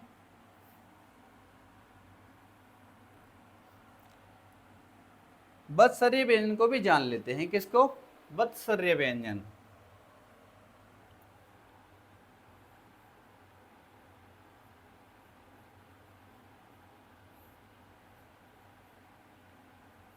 आप जान लेंगे, ठीक है इनको। ये कौन कौन से होते हैं? आप कहेंगे सर ये होते हैं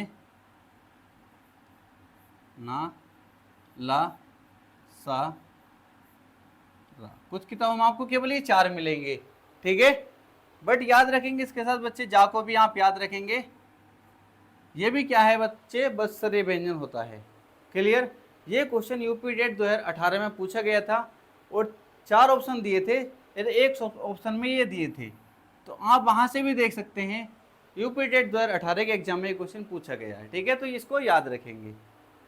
अब आगे बच्चे, आगे हम क्या पढ़ेंगे? अब आप कहेंगे सर आगे हम पढ़ने वाले हैं अनुस्वार को, जो कि पहले हम पढ़ चुके हैं अनुस्वार स्वर में भी।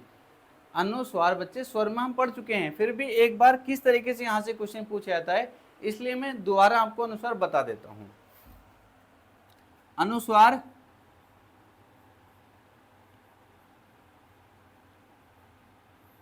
फिर अनुनासिक फिर निर्नुनासिक, 3 है ये, इसमें बहुत बच्चे कंफ्यूज रहते हैं। तो अनुस्वार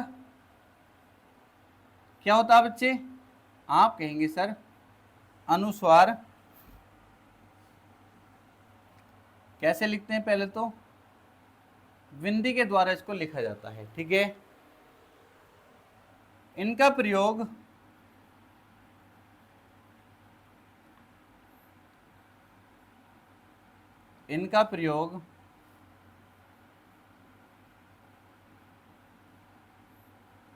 प्राय तत्सम शब्दों में किया जाता है। तत्सम शब्दों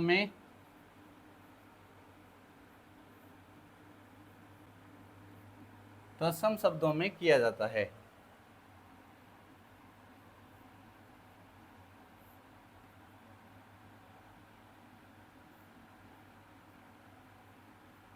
ठीक है,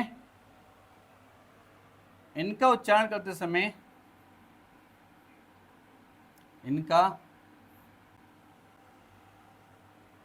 इनका उच्चारण करते समय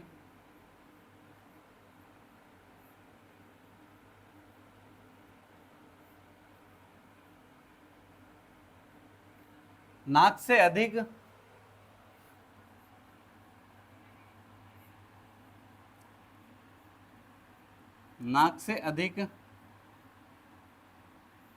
एवं मुंह से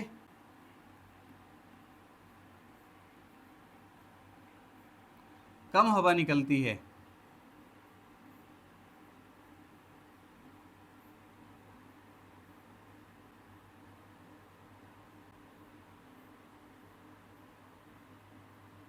नाक से अधिक एवं मुंह से कम हवा निकलती है, ठीक है।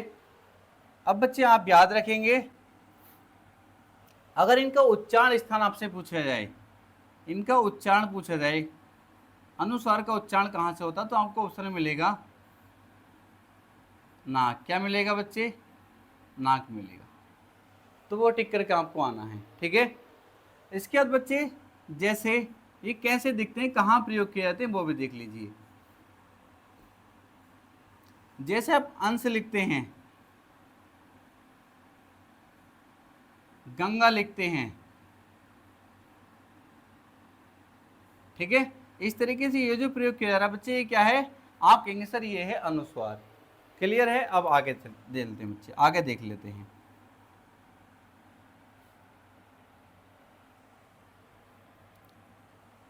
आगे हिंट डाल देंगे, अनुस्वार हो गया अनुनासिक, क्या डाल देंगे, अनुनासिक।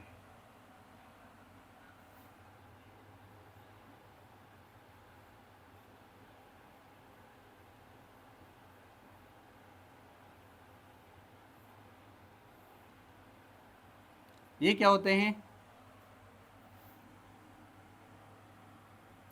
आप कहेंगे सर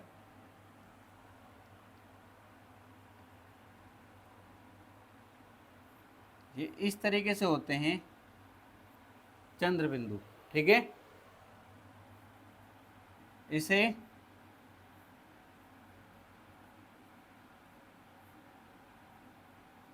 चंद्र बिंदु भी कहते हैं।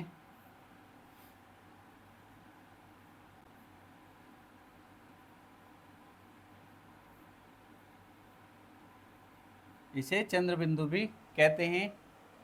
इनका उच्चारण करते समय, ये पहले एक बात और लिख लेंगे, इनका प्रयोग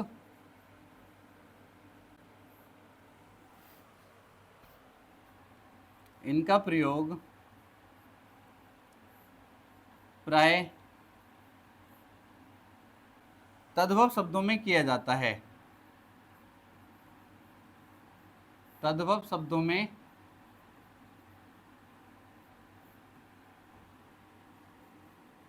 किया जाता है।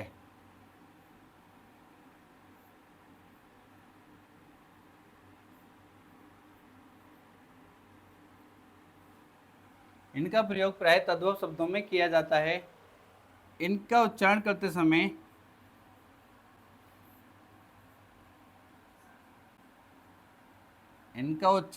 समय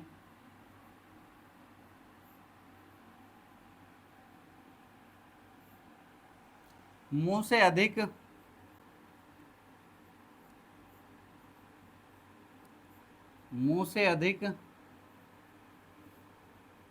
एवं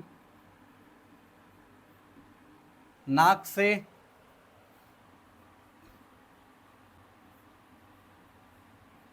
बहुत कम हवा निकलती है।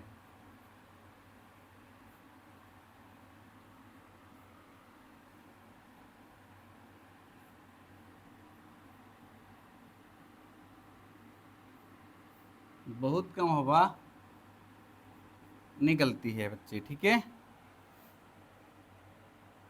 अब क्वेश्चन आपसे अगर पूछे जाए इनका उच्चारण स्थान, उच्चारण कहाँ से होता है,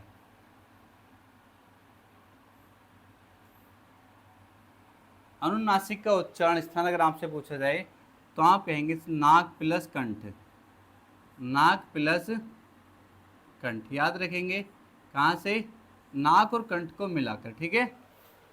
जैसे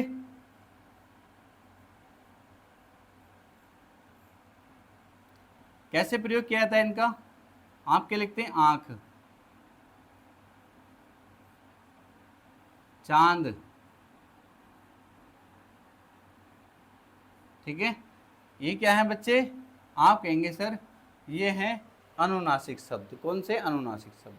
क्लियर है, यहाँ तक कोई दिक्कत नहीं है, आप कहेंगे सर यहाँ तक कोई दिक्कत नहीं है। आगे देखेंगे बच्चे, आगे ही डाल देंगे निर्नुनासिक। क्या होते हैं निर्नुनासिक, ये क्या होते हैं उन्हें समझ लीजिए, ठीक है। निर्नुनासिक ये भी कई बार एग्जाम में पूछा जाता है।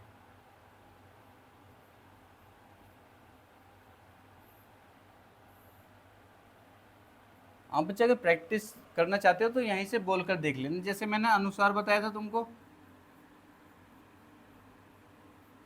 और मैंने क्या बताया था, अनुनासिक बताया है।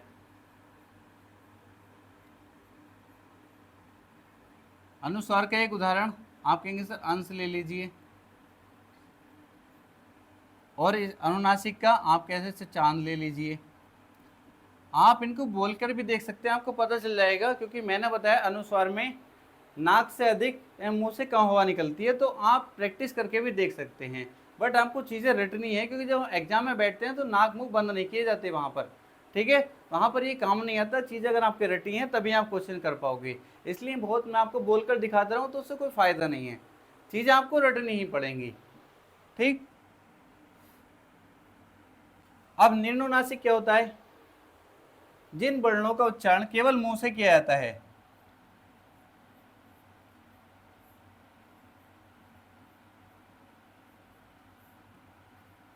जिन वर्णों का उच्चारण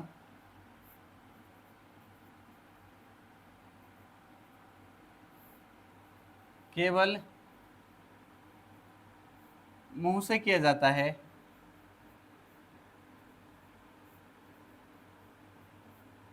केवल मुंह से होता है,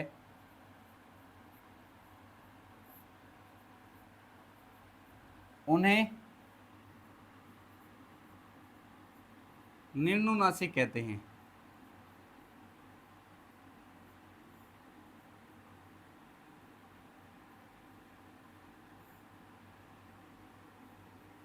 उन्हें निर्नुनासिक कहते हैं।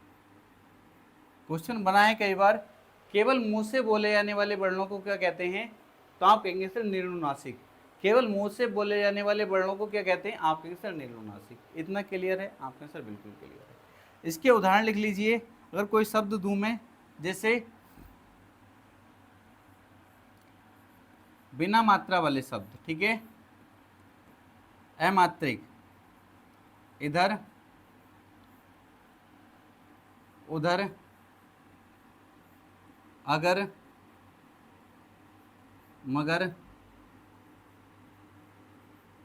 तो बच्चे सारे क्या हैं? निर्नुनासिक शब्द हैं। कैसे शब्द हैं?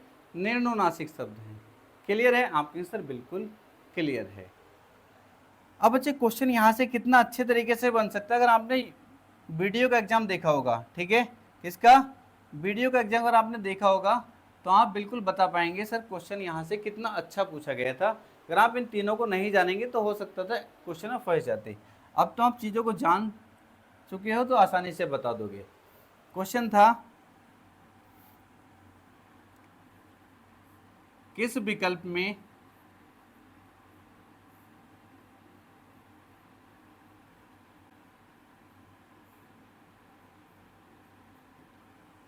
निर्नुनासिक का प्रयोग है?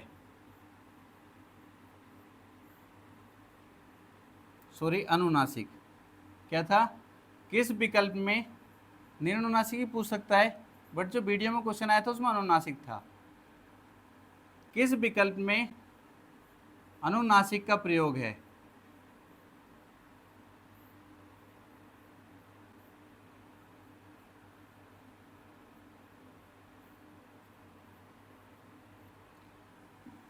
चार ऑप्शन आपको दिए थे।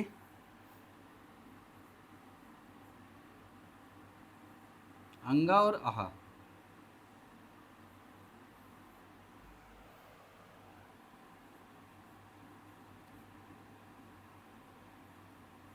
हत्या और पढ़ाता है।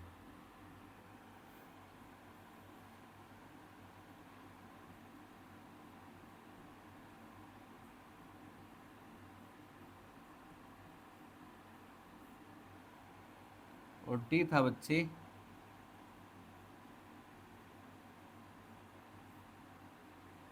शंकर और हिंदी। अगर आप इन चीज़ों को नहीं पढ़ते तो इस क्वेश्चन में फंस सकते थे, ठीक है, क्योंकि जब क्वेश्चन हमसे पूछा था तो हमें ऐसा लगता है इसे क्या नया पूछ लिया। तो अब आप आसानी से बता पाओगे इसको। सर इसमें किस विकल्प में अनुनासिक का प्रयोग है? तो आप कहोगे सर ये तो है अनुस्वार का प्रयोग, और ये इसमें क्या है? विसर्ग है। ये क्या है? विसर्ग है। ये क्या अनुस्वार, ये क्या विसर्ग? तो ये ऑप्शन तो होगा नहीं। दूसरा, सर इसमें विसर्ग का प्रयोग किया गया है। अगर क्वेश्चन पूछता किस विकल्प में विसर्ग का प्रयोग है तो हमारा ऑप्शन नंबर बी करेक्ट होता, बट उसमें अनुनासिक पूछा है। अनुनासिक का मतलब चंद्र बिंदु वाला, तो क्या हो जाएगा? हमारा ऑप्शन नंबर सी हमारा करेक्ट आंसर हो जाएगा। आसान था आपके आंसर, बिल्कुल आसान क्वेश्चन था। अब बच्चे अब देख लेते हैं हम इनके उच्चारण स्थान। क्या देख लेते हैं? उच्चारण स्थान से क्वेश्चन बहुत बनता है। उच्चारण स्थान देख लेते हैं और हमारा वर्ण वाला चैप्टर बहुत अच्छे से कंप्लीट हो जाएगा। ठीक है, अब क्या देखेंगे हम, उच्चारण स्थान देखेंगे। ठीक है बच्चे, हेडिंग लगा देंगे उच्चारण स्थान।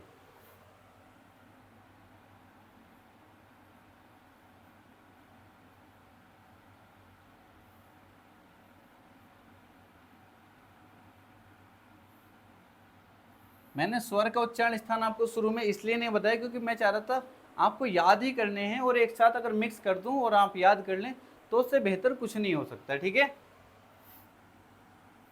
सबसे पहले स्पर्श व्यंजन लिख लेंगे 25 के 25, क्योंकि हमें सबका देखना है, टोटल जितने वर्ण है सबका देखना है उच्चारण स्थान कहाँ कहाँ से है। का, खा, गा, घा और अंगा। ठीक है, चा, छा, जा, झा और या। टा, ठा, डा, ढा और ड़ा।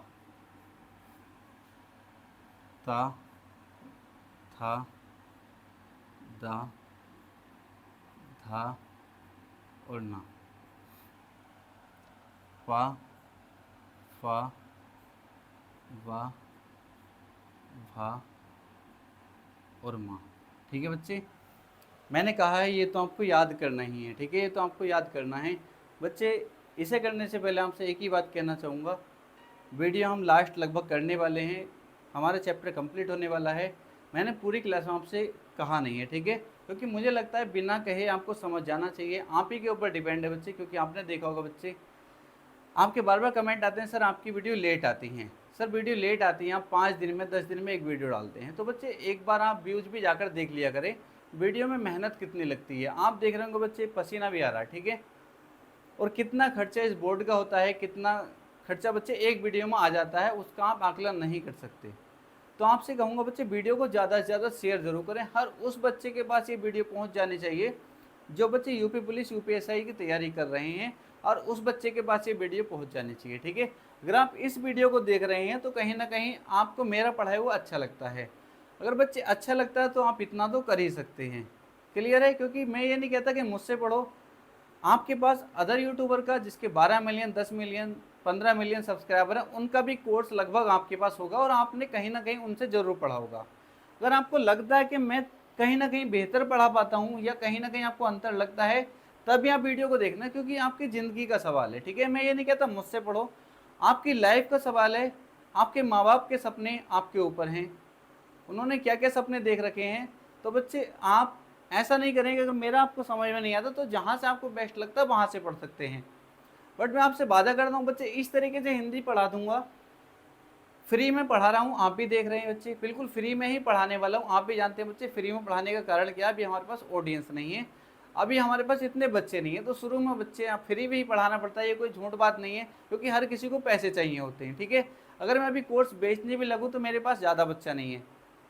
आप बच्चों का सपोर्ट चाहिए, ज़्यादा से ज़्यादा सपोर्ट करिए जितना हो सकता है, जिससे बच्चे आपको रेगुलर वीडियो मिल पाएँ, क्योंकि तीनों सिलेबस, तीनों सब्जेक्ट मुझे कराने हैं। आपने देखा रीजनिंग की क्लासेस चल रही हैं जिसमें हम 4 से 5 चैप्टर कर चुके हैं। आपने देखा हमने मैथ्स में भी 1 चैप्टर कर चुके हैं, जिसमें हम सिंदूर बैच को लेकर चल रहे हैं। कोशिश करूंगा सिंदूर बैच जब मैं आपको कंप्लीट कर रहा हूं और जब आप एग्जाम में बैठे तो एक क्वेश्चन भी इससे बाहर ना जाए जो सब्जेक्ट में पढ़ा रहा हूं। ठीक है, मेरी पूरी कोशिश रहेगी। तो बच्चे आप भी इतना तो कर ही सकते हैं, ज़्यादा से ज़्यादा सपोर्ट करिए। ठीक है बच्चे, तो चलते हैं बच्चे, इसको समझ लेते हैं। क्या पढ़ रहे हैं हम, उच्चारण स्थान। क्या पढ़ रहे हैं बच्चे, उच्चारण स्थान, जहाँ से क्वेश्चन पूछा ही जाता है। इतना बना लेंगे इस पर व्यंजन, आपके सर इसको तो बना लेंगे, कोई बड़ी बात नहीं है। इसको थोड़ा सजा लेते हैं।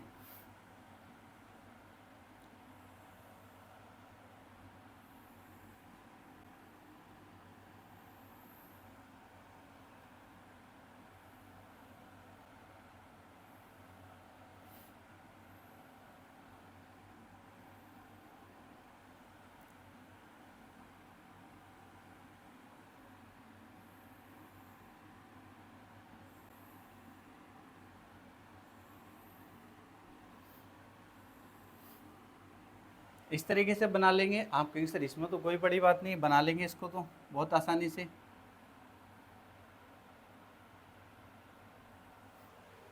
इसको बनाने के बाद बच्चे, इसको बनाने के बाद फिर हमें क्या करना है, क्योंकि हमें सारे याद करने हैं एक साथ ही हमको सारे याद करने, इसलिए मैंने शुरू में कहा था ये याद करके यहाँ वीडियो से आगे बढ़े।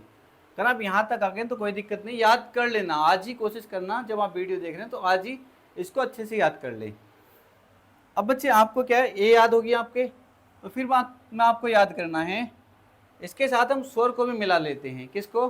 स्वर को भी मिला लेते हैं। तो बच्चे आप यहाँ पर लिखेंगे आ हा और विसर्ग, और बच्चे विसर्ग, ठीक है। इसके बाद दोनों ई, या और सा। इसके बाद बच्चे इसमें री, रा और सा। इसके बाद बच्चे इसमें, जिससे आपको आसानी से सारे एक साथ ही याद हो जाएं, ठीक है। मिला लिया आपने सर? बिल्कुल मिला लिया। आपने देखा होगा बच्चे, जब हम शादी वादी के लिए जाते हैं तो कुछ की मांग होती है, जैसे किसी की बाइक की मांग हुई, एक बाइक में आती है KTM गाड़ी, ठीक है। क्या आती है? KTM। तो कुछ कह देते हैं हमें तो KTM दो, क्या कह देते हैं हमें तो? KTM दो। तो यही आपकी ट्रिक है, ये हमने अदर यूट्यूबर से ही पढ़ी होगी, बहुत जगह यही यूज़ की जाती है, तो कहीं भी यूज़ की जाती है, आपको याद करने से मतलब है, ठीक है। कौन सी बच्चे? KTM दो। तो लिखेंगे KTM दो।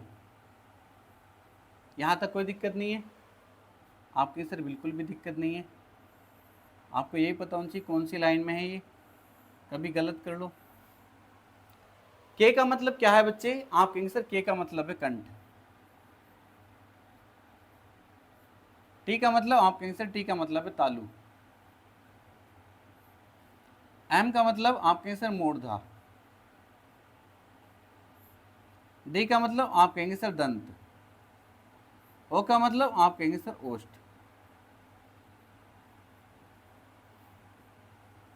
इतना कर लिया? आप कहेंगे सर बिल्कुल कर लिया। क्या बच जाते हैं उनको भी लिख लेते हैं। अब बच जाते हैं बच्चे हमारे ए,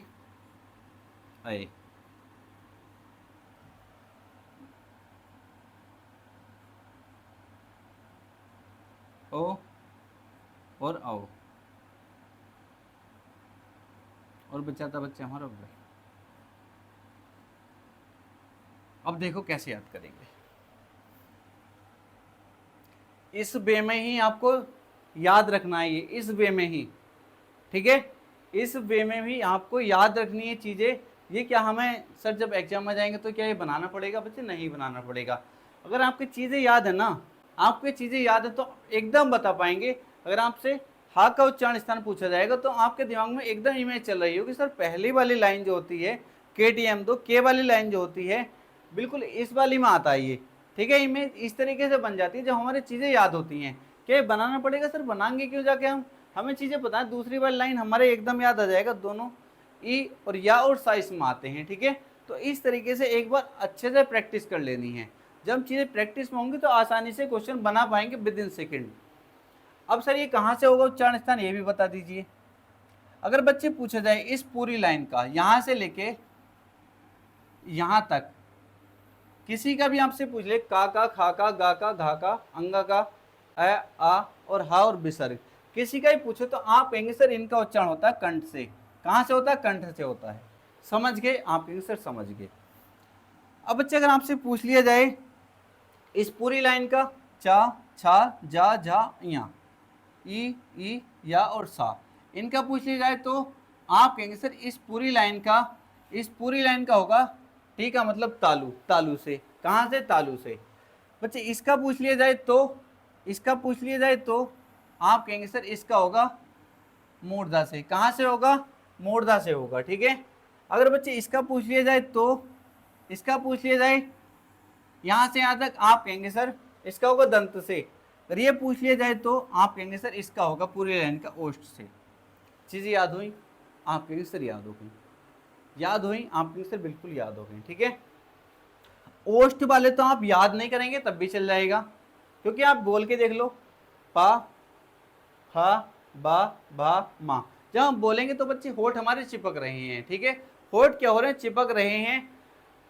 अगर क्वेश्चन ओस्ट से बन भी जाएगा, मान लो प्रश्न, ये हमने स्वर में भी पढ़ा था, निम्न में किसका उच्चारण ओष्ठ से होता है, इनमें से कोई भी डाल दे, तो उसे बोल के देख लो। क्या करके देख लो? बोल के देख लो। जब आप बोल के देखेंगे तो बच्चे आपको पता चल जाएगा। जैसे मैं एक क्वेश्चन ही आपको बना देता हूं, निम्न में ओष्ठीय वर्ण है,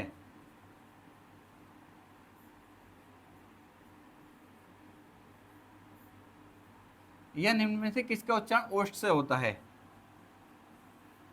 option A, option B, option C, option D.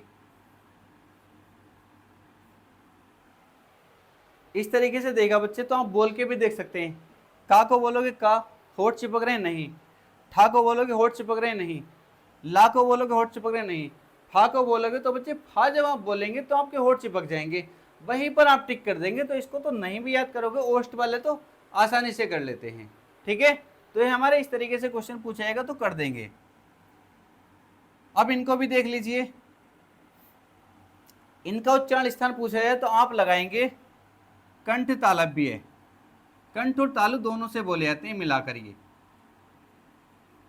कंठ तालव्य, कंठ ओष्ठीय, कंठ ओष्ठीय, ये बच्चे दंतोष्ठीय।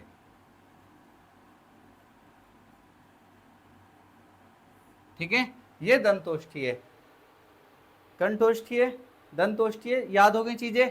एक एक याद हो गई। उच्चारण स्थान इससे बाहर नहीं जाएगा, आपसे वादा करता हूं। एक एक क्वेश्चन अगर उच्चारण स्थान का पूछा जाएगा तो इससे बाहर नहीं पूछा जाएगा। ठीक है, तो बच्चे ये हमारा वर्णमाला का चैप्टर बहुत अच्छे तरीके से कंप्लीट हो जाता है। अगर आपने पहली क्लास नहीं देखी थी तो पहले उसको जाकर देख लें, उसके बाद ही इसको देखें, तो आपकी चीज़ें बहुत अच्छे से क्लियर हो जाएंगी। और आपने जब दोनों क्लासें देख ली तो आपको वर्णमाला चैप्टर कंप्लीट हो जाता है। आपके पास कोई भी बुक हो उससे क्वेश्चन लगाने का प्रयास करना। अगर कहीं फंस जाते हो तो फिर से थ्योरी को पढ़ना जो आपने नोट्स बनाए हैं। तो इस तरीके से आप प्रैक्टिस करेंगे तो हिंदी में फुल में से फुल मार्क्स भी ला सकते हैं। एक सिंगल क्वेश्चन भी आपका गलत नहीं होगा। और प्रैक्टिस तो हम करने ही वाले हैं। फिर बच्चे एक ही बात कहूँगा, अगर आपको वीडियो अच्छी लगी तो वीडियो को ज़्यादा से ज़्यादा लाइक करेंगे और ज़्यादा से ज़्यादा शेयर करेंगे, और चैनल को सब्सक्राइब कर लेंगे। ठीक है, मिलते हैं नेक्स्ट वीडियो में। नेक्स्ट चैप्टर बच्चे हमारा होने वाला है वर्ण विच्छेद।